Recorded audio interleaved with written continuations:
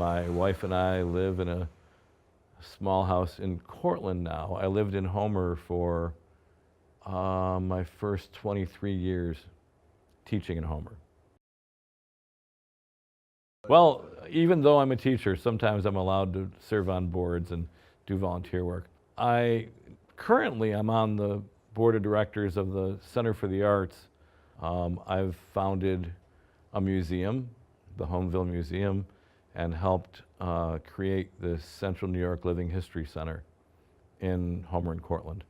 I would have to say that Homer, if we're just going to talk about this village, this 5,000 person burg, is one of those incredibly picturesque towns with a beautiful main street, a lot of history, and I'm thinking a lot of activity that people would really rather not see or hear about. Just like a lot of these pretty bucolic villages in upstate New York, the folks that are the stewards of these villages want them to be just so, but there are things going on with the kids, with the underclass, you could say, that are grittier and more real than the historic districts are. So a couple of weeks ago, or about 2 weeks ago, I'm guessing, there was a bad fire, a tragic fire, because a man lost his life in it, and an entire building burned to the ground.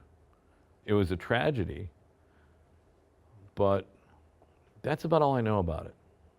You did not know that there was a meth-related incident that caused the fire? No, I did not, and that's surprising because I always had assumed that meth was a rural crime, that it's done out, not in the towns and cities. But it makes sense that sooner or later somebody would bring it into town.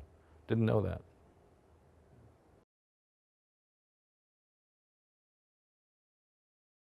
But they cleared it out, God, right after the fire. It was just grisly in terms of, and you know, the old guy who died there, I realized I'd seen him around. Really? I'd seen him around, Sad.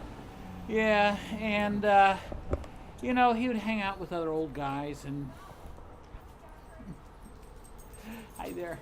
Hello. Leave from the north, you'll go through fog. Before you know it, you're coming back in through the south. If you enter from the east, you leave from the west, you'll come back through the east. You can never escape Homer. We're not from here. Sounds but mystical. Yeah.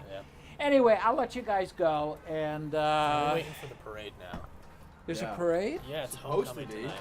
What's the parade? It's homecoming tonight. Oh, for the high school? Yeah.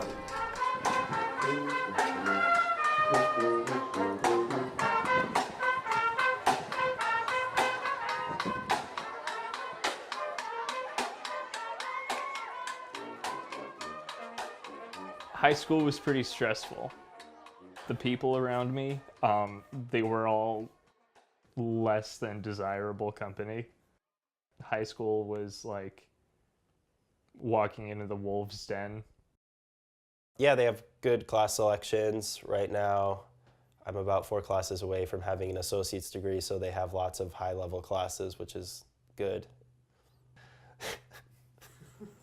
I'm just thinking what I told your friend about them cooking it in the lockers, and then the principal going around with water and sprinkling it on the lockers.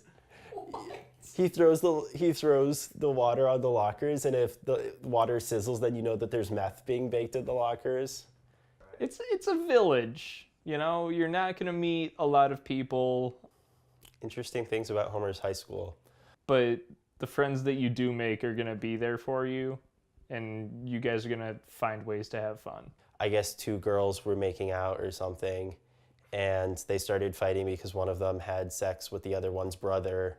There are not very many redeeming qualities about this place. I didn't see the fight. I've just seen the remix video. The farmer's market is nice. See, well, I mean, you have that. That's Yeah. I find Homer to be the prettiest at night when all the street lights are on and no one's around and you can walk around. Especially like walking down Main Street, like even on the street at like 3 in the morning is just really pretty. There's a good community. There's the Center for the Arts, which is a great institute. They perform plays, bands come there. I volunteered there a good amount. The thing that is a bit ridiculous, someone reported seeing a guy throwing a bunch of stuff out the window, like when the fire was starting, like stacks of something, right? And a couple of days later, I'm going to the store and I'm walking through the parking lot where it happened and everything, and they're just pages scattered everywhere from like phone call numbers, hourly rates, like serious porno mag pages scorched and everything. If that guy was risking getting burned or dying in a fire to throw out his collection, I think that's...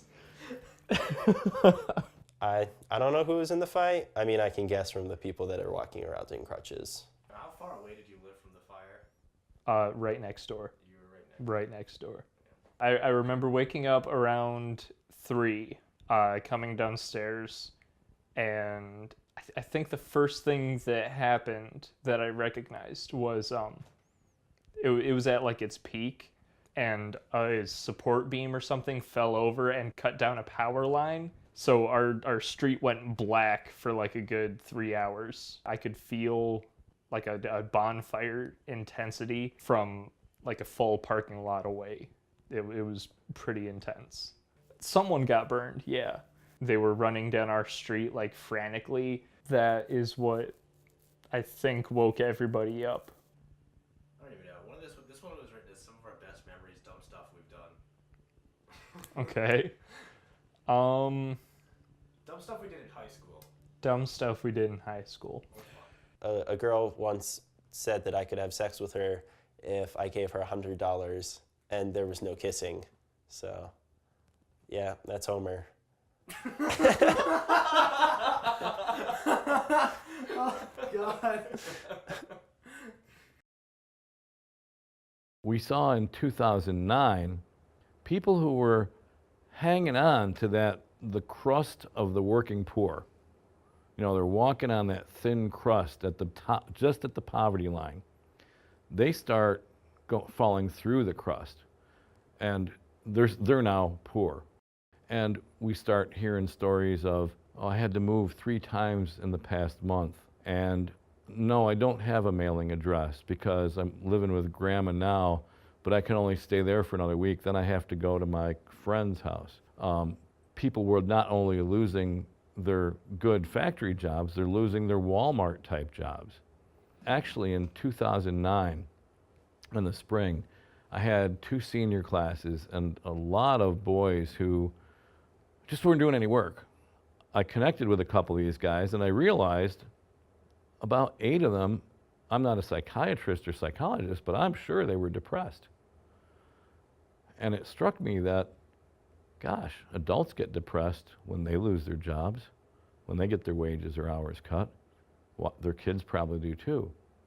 So I was starting to think, and still do, that there are more and more and more kids who are, I would guess, probably clinically depressed. So what's happened as the economy bottomed out, and it's, of course, the Great Recession, it's been several years of it,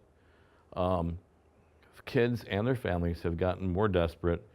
And, well, I'm a history teacher. Whenever people get more desperate, they look to self-medicate.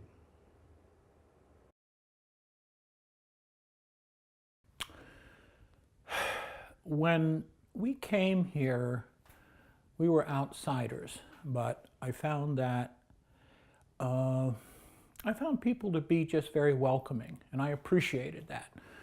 I grew up in kind of the vast, sprawling, sterile suburbs, and here there was a real sense of community. Not that it's perfect, but nonetheless, there's just a welcoming sense. That's really what I liked about it. Unfortunately, I think this is pretty much everywhere. Yes, there's a more unsavory side. You know, it was a meth lab that basically caught fire. It's very unfortunate. That's what, you know, I've been talking about with other people, how unfortunate it is. I can't say I know anyone who uses these drugs, but it's not like people go around volunteering. Hi, I take meth. Hi, I take black tar heroin.